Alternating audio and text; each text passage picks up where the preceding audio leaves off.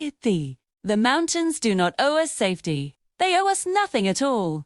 But what they offer to those who listen is a kind of truth the world has forgotten. Up there, above the noise, above the chaos, you learn who you really are. You learn that courage isn't loud. It's quiet. It's patient. It's choosing to stand when everything around you tries to break you. I am not a hero. I'm not a legend. I'm simply a man who found peace in a place where most people fear to go. These mountains raised me, shaped me, taught me. And if I leave anything behind, let it be this. Protect what protects you. Respect what holds you up. And never forget some kingdoms are not built by hands. They are carved by wind, ice, and time.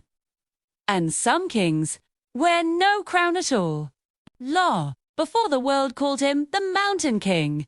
Jonah Holly was a name whispered in every climbing circle across America. He was the kind of climber people told stories about, the man who scaled vertical ice walls in freezing darkness, who crossed ridges in storms that sent helicopters crashing back to base. Journalists described him as superhuman, but Jonah always rejected the spotlight. He said, "The mountains didn't care about fame, only respect." His greatest achievement was an ascent known as the Devil's Spine, a razor-thin ridge at 14,000 feet that had claimed lives for decades. Jonah conquered it alone, leaving behind nothing but boot tracks and a handwritten note at the summit. The mountain lets you pass only if it wants to. Thinks. Right when America expected his next big climb, Jonah disappeared. No interviews, no farewell, no explanation. Rumors swelled that he saw something on the peaks, that he lost someone up there, that the mountains called him back. But locals in the Rockies told a different story. They said Jonah still roamed the high trails, moving with the weather. Wars, watching over lost hikers like a silent guardian. And slowly, the legend grew. Jonah Hawley wasn't gone. He had become part of the mountain itself. Jonah reached the hikers just as the blizzard reached its peak. They were huddled behind a small rock outcrop, shaking, exhausted, and moments away from hypothermia.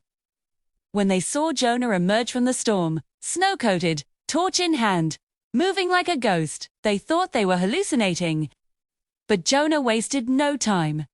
He built a temporary wind shelter, wrapped them in thermal blankets, and gave them the little food he carried. He led them down the ridge, inch by inch, carving new footholds in the ice with his axe.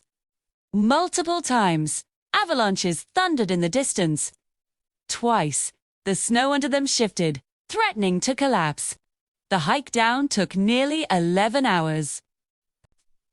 When they finally reached the tree line, rescue teams were stunned. They had assumed Jonah was long dead. Instead, he walked out carrying one hiker on his back. The story quickly spread nationwide. Reporters flocked to the town, trying to interview him, but Jonah disappeared back into the mountains before sunrise. The hikers described him not as a man, but as a force of nature, calm/fearless and almost unreal. The rescue didn't just save lives, it cemented Jonah's legacy forever.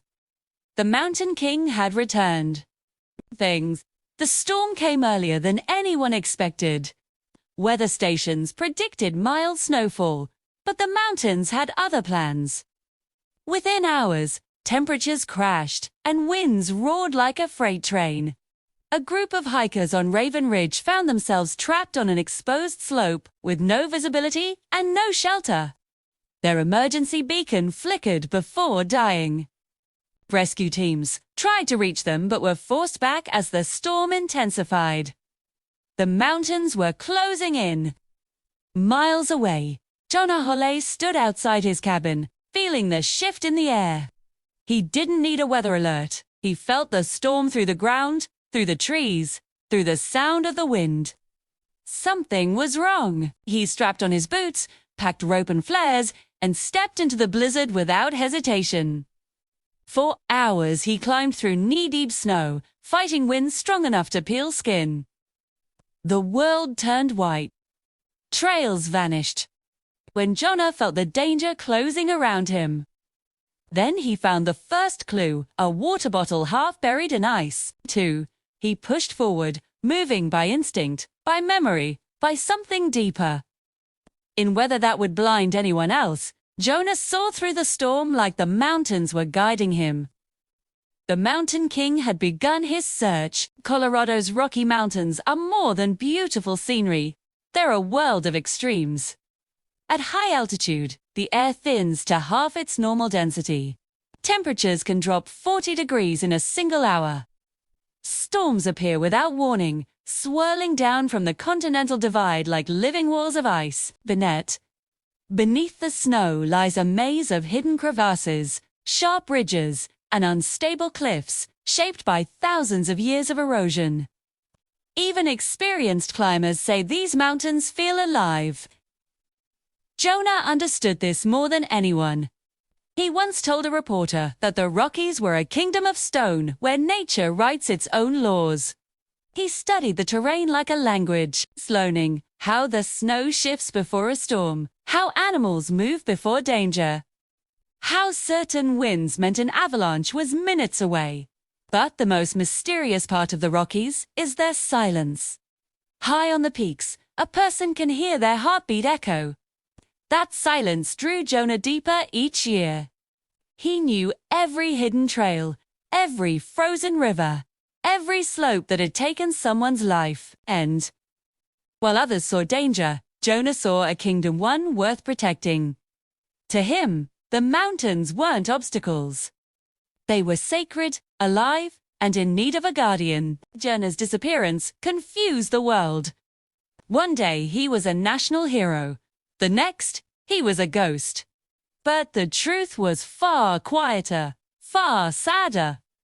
Years earlier, during a rescue attempt in a brutal winter storm, Jonah lost his closest climbing partner, a man he considered a brother. They had set out to rescue 2 stranded hikers. Jonah survived. His partner didn't. Guilt broke something inside him. Interviews and sponsorships felt meaningless. Crowds cheering his name felt hollow. So Jonah did what felt natural. He returned to the only place where he felt whole, the mountains. Instead of climbing for records, he climbed for purpose, helping lost hikers, warning tourists about dangerous trails, guiding rangers during avalanches. Over time, people stopped seeing him as a recluse and started seeing him as a protector. Locals began calling him the Mountain King, not because he ruled, but because he served. He refused gifts, avoided fame, and embraced solitude. His cabin, hidden deep in the pines, became his sanctuary. No electricity, no internet, just a wood stove, a battered map, and a pair of climbing boots worn by 1,000 miles of snow.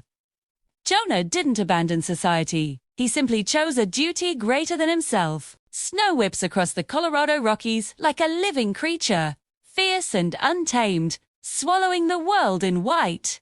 Somewhere inside that storm, a group of hikers fights for life as temperatures plunge and rescue teams turn back one by one.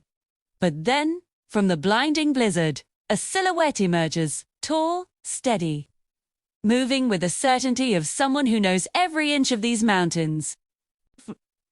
His name is Jonah Hawley, a man once celebrated across America as the greatest climber of his generation before he vanished into the wilderness a decade ago. Locals call him the Mountain King, a guardian who watches silently from the peaks. Tonight, as nature unleashes its fury, Jonah returns to confront the storm, to protect the mountains he swore to defend, and to remind the world that true kings are not crowned with gold. They are forged in ice, stone, and sacrifice. 2. After the rescue, people began seeing Jonah differently. He wasn't a loner. He wasn't a legend. He was a guardian of one of America's most powerful natural wonders. Rangers started leaving small markers where Jonah was last spotted, knowing he patrolled the high trails in silence. Visitors reported seeing him at dawn, watching the sunrise over the peaks. Children, claimed he appeared during storms like a protector made of frost and stone. But Jonah's purpose remained the same: to protect the mountains and the people who ventured into them. He repaired trails destroyed by ice.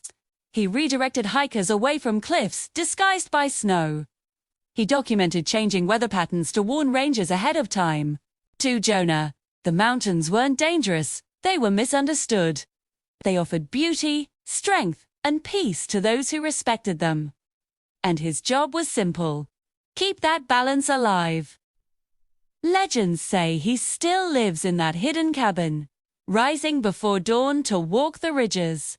They say the mountains trust him. That storms soften when he stands at the peak. Whether myth or truth, one thing is certain: Jonah Holley didn't become a king by ruling the mountains. He became one by listening to them,